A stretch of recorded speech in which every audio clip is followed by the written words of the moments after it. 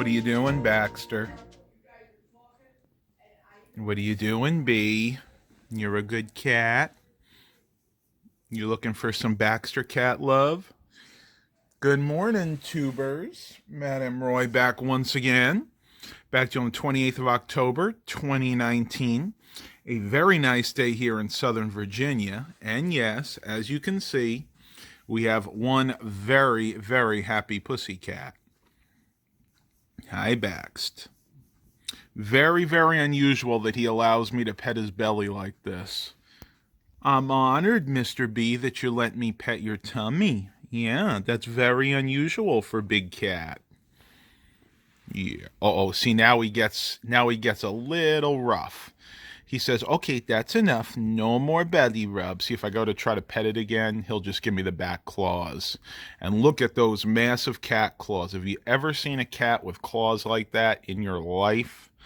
He has definitely got some wildcat in him, that's for sure. Yeah. But what I can usually do is go to his head and give him some attention. So one thing you got to remember with cats, they're pretty much on their own terms. Anything on their own terms. So if he wants his belly rubbed, he'll let you do it. But then if he has too much or he gets overstimulated, he'll give you the paw. But that's really any typical cat. Very few cats will let you do to them what dogs will. Just basically constantly pet them, and they'll take as much as they can get. Cats are pretty much the opposite. But you are a good boy, Baxter.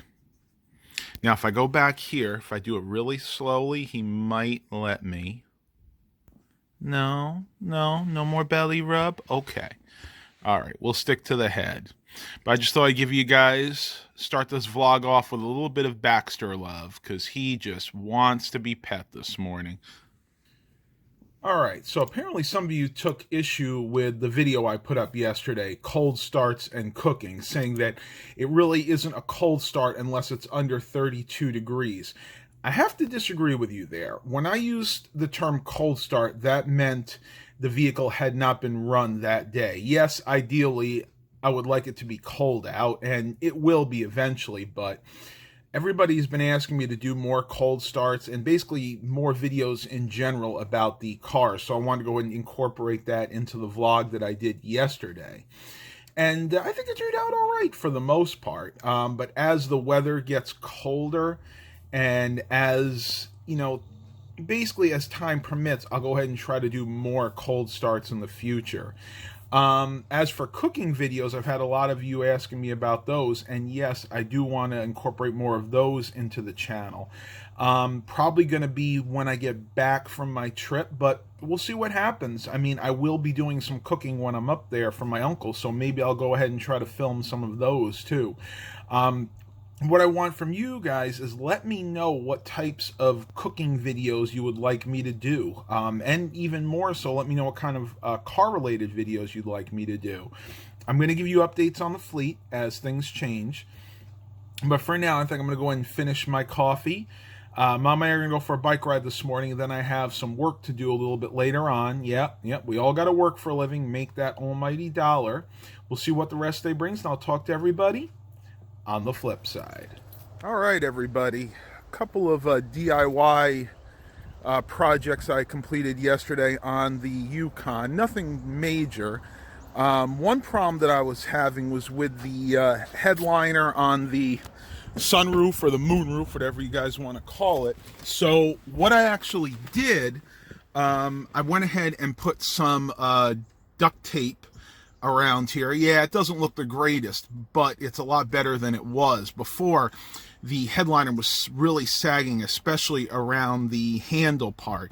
It's still a little saggy, especially on the more humid days, but I think what I'm going to do with this, as long as this remains a reliable vehicle for me, I'm going to go ahead and have this professionally repaired later on. But at least it still opens and closes, and the moonroof itself actually works just fine. And I went ahead and taped some of the felt back up there too. So yep, it's felt. It's felt now. Everybody remember that joke?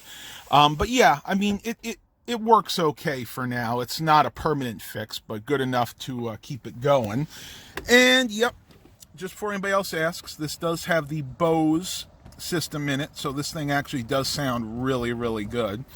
Another common problem with these GMCs, Suburbans, is that these panels tend to fall out after a while. The clips behind there break, and actually it's not even really a good clip. It's a little tiny clamp that clamps down into the door panel itself, and then the rest of it's just glued. So what winds up happening is the glue breaks up after a while, breaks down I should say, and then this starts to fall off. So the easiest way to fix it is just to stick a screw in there, and that'll pretty much hold everything in place. And then the next thing that I did, or the very last thing I should say, the cup holder in the back here, the plastic piece had broken. Basically there's a little piece of plastic where the hinge sits inside, and what would happen is, since the plastic was broken, every time I opened the cup holder, it would just fall off. The door would fall off, I should say. So I glued this little replacement piece of plastic in yesterday, and I want to let it sit overnight. And we're going to find out together this morning if indeed it'll hold it. So let's go ahead and open this up. And I'm going to go real slow. And there you go. And you can see the plastic is just covering enough of the broken piece to hold the hinge in place. And yeah, that was a good DIY fix. Now, if somebody sits in the back, they'll be able to go ahead and use the cup holder. One thing I did notice is this actually does have a power port here. I haven't tried this one. I've tried the two in the front. They work. And I tried the one in the tailgate area, and that works just fine. But I haven't actually tried this one yet. Here's your rear heat and AC, and of course your rear radio controls. You can plug in headphones there. And yeah, this one actually has the rear heated seats. Kind of a interesting option. I didn't realize that they had that way back in 2005. Yeah, I got to clean this a little bit more. This is getting kind of nasty. And before anybody else asks, because Tyler, my buddy Tyler, said that he thinks that the carpet in this was replaced.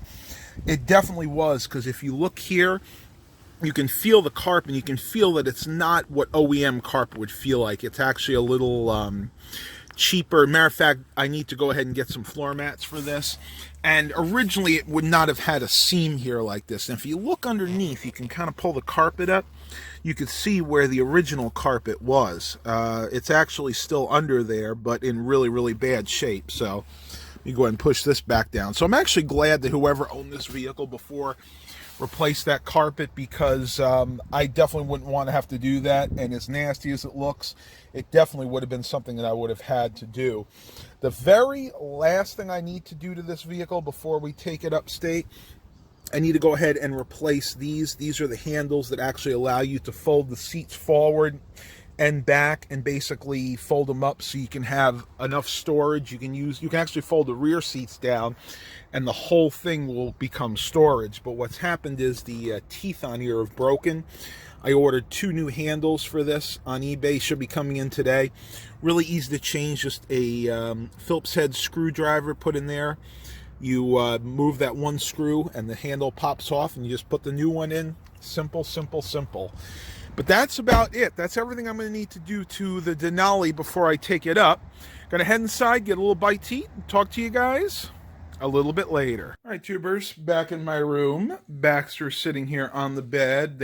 Milo's over here. They were just fighting with each other. So, scooch. Milo, go on. Leave Baxter alone. There we go. But I had a few of you asking me the other day about a change that I made to my bed TV over here, as you will. The only change I've really made is I actually added this Onkyo receiver. This is an Onkyo model TX-SR304. This is a 5.1 channel, 65 watt per channel receiver. So not the highest end Onkyo, but definitely good enough for what I'm using it for. And as you can see, it barely fits in there. But believe it or not, being that this is such a low wattage unit, it really doesn't produce a lot of heat. So just that little gap there is enough to keep it running cool. Now, I do not use this in the 5.1 channel surround sound mode, because let's face it, to do that, I would have to run cabling all the way back here and then find a spot for a speaker there and a speaker over there. And I really didn't want to do that. So instead, what I've actually done is I use this in what they call 4-channel stereo mode.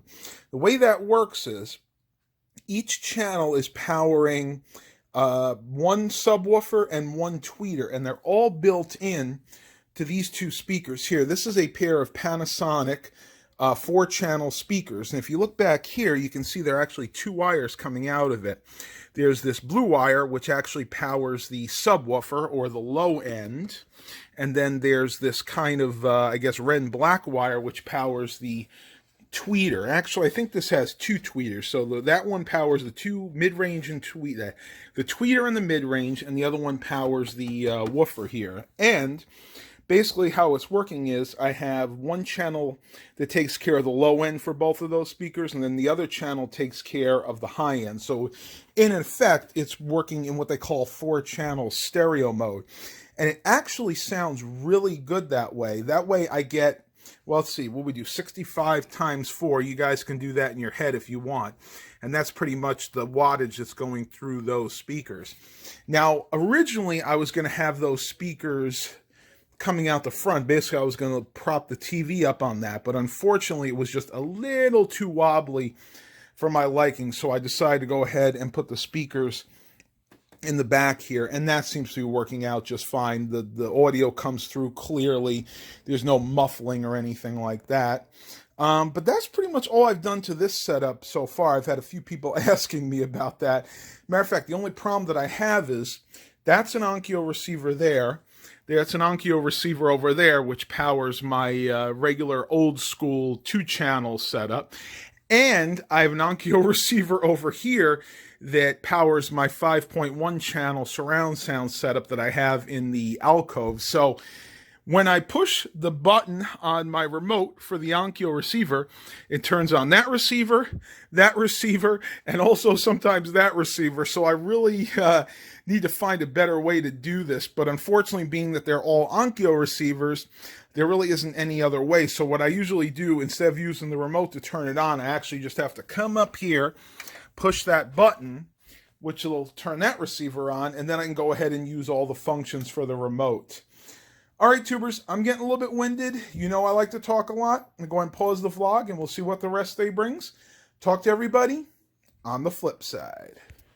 All right, everybody, so I'm going to show you how to properly dispose of old knives that you don't want anymore. Now, these are some knives that we got years ago from a dollar store, and they're just dull, and they won't sharpen up again. So what you really need to do is get some newspaper, just like this.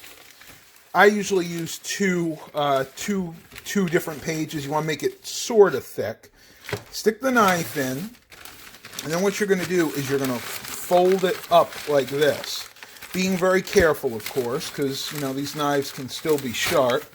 It's really hard to do one-handed, so let me put the phone down, and then I'll show you what the next step is. Okay, so once you fold it in the newspaper, then you need to go ahead and tape it. I usually do it at each end. And then basically what you're going to do is you're going to go ahead and put it in a cardboard box. You can see I've already done this one here. And the idea being you want to make this as safe as possible for disposal. So basically we're going to go ahead and fill this box up with all our old knives. And then I'm going to go ahead and fill it up to the top with something else, maybe something like plastic bags or just some filler. Then I'm going to go ahead and close it up. And then the last step is going to be writing on here, contains knives, handle with care, or something to that effect. But by doing this, you're going to ensure the safety of not only the people who are taking your garbage, but the people at the dump site who may have the unfortunate job of moving some of this garbage around, and you're going to prevent them from getting any serious injuries from your old knives. So go ahead and fill up this box, and then I'll talk to you guys a little bit later. All right, so one thing I forgot to mention is I'm actually going to put some plastic bags on the bottom. This kind of protects the knives if they were to break through the newspaper here from actually breaking through the bottom of the box. So I'm going to go ahead and do that. And I think we're going to get rid of all of these knives. Is that right?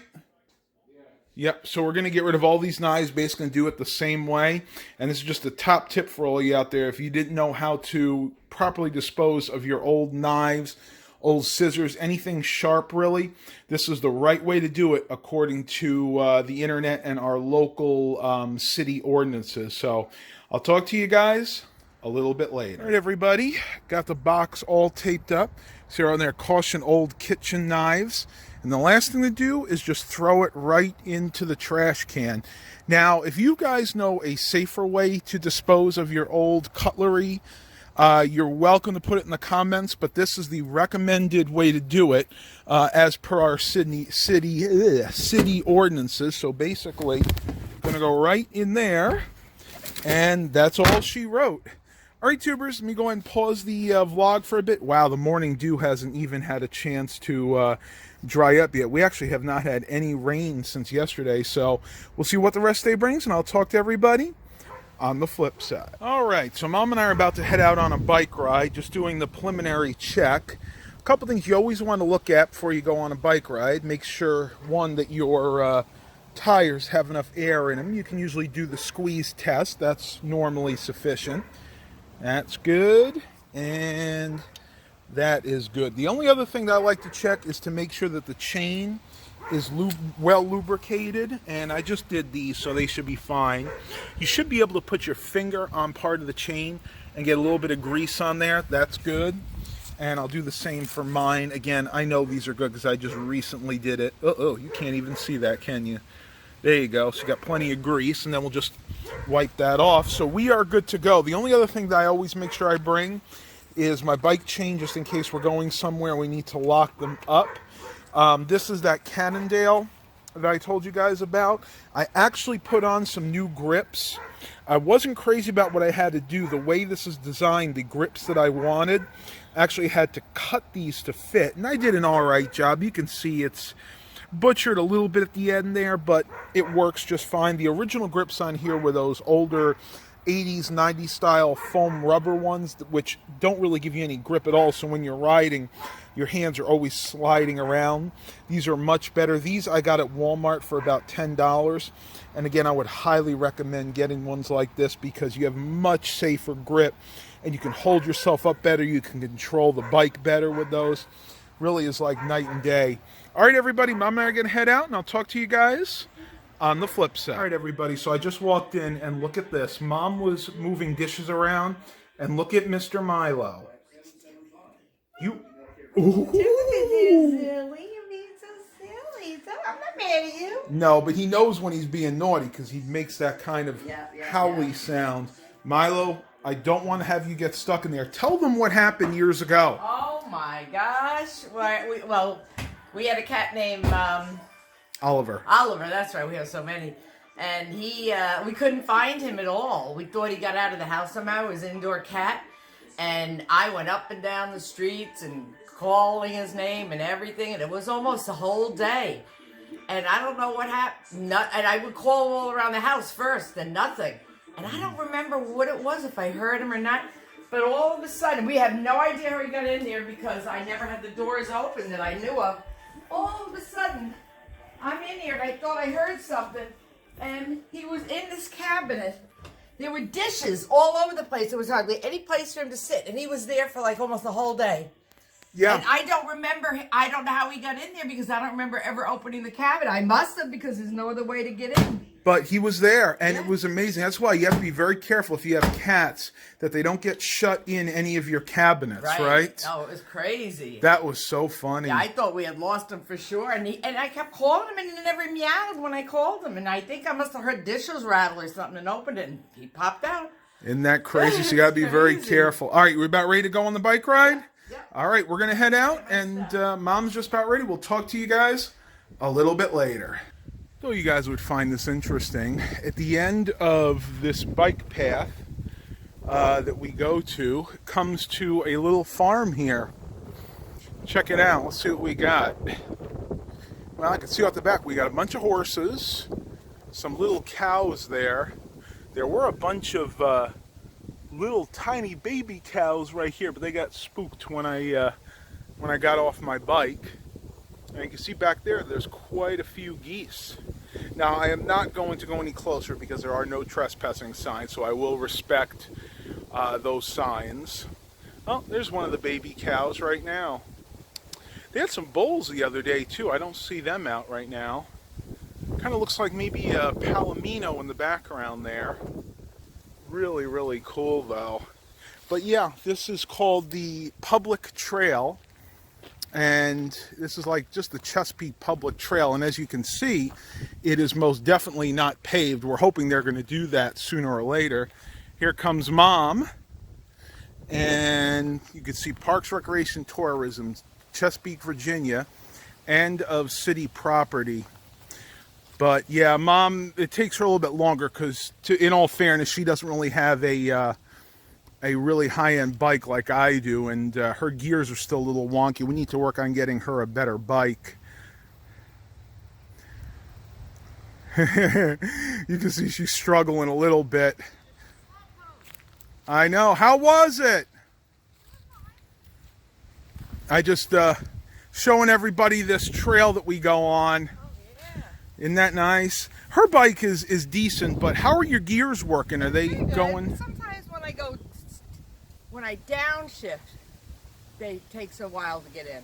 Yeah, we had them adjusted at Scat, and they work good for a while, but the problem is it's just a cheap Walmart bike, and this type of gear selector is never that great. I could probably shoot some WD-40 or maybe electronics cleaner in there to try to free it up a little bit more. We're going to bring some carrots next time we come. I've never seen the horses up that close. You know, I thought about that, but I noticed that there's no trespassing sign, so I don't know if I want to do that or not.